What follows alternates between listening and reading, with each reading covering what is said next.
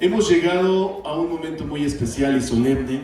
Pedimos a todos los presentes estar de pie. Recibimos a nuestro Ag Elisha Hassan de la comunidad, quien realizará la recitación del Shema. Baruch Atah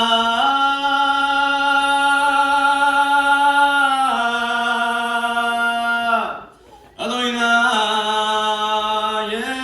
Eloheinu Melech haolam Asher קידשנו במצוותיו וציוונו לשמוע קול שופר. אמן.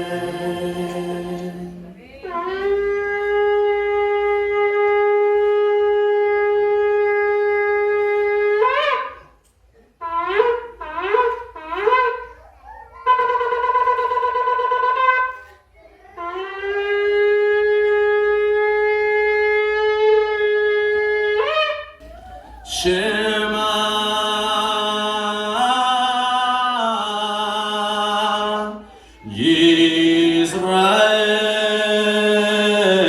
Yisrael Adonai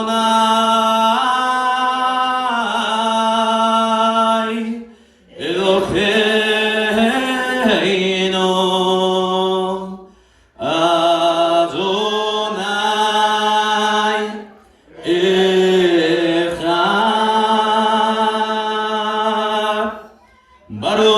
Baruch Shem Kivod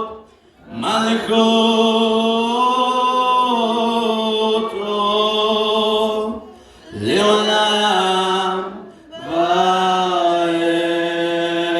Vaed Be'achavta et Adonai Elohecha Bechol levavecha ובכל נפשך ובכל מאודיך בחיוך הדברים כאלה אשר אנוכי מצווך כיום על לבביך ושיננתם לבניך ודיברת בם בשבתך בביתך ובלכתך בדרך בשובך ובקומך וקשרת מאוד על ידך וחיו לטוטפות בין עיניך וכתבת משושות ביתך ובישעיך.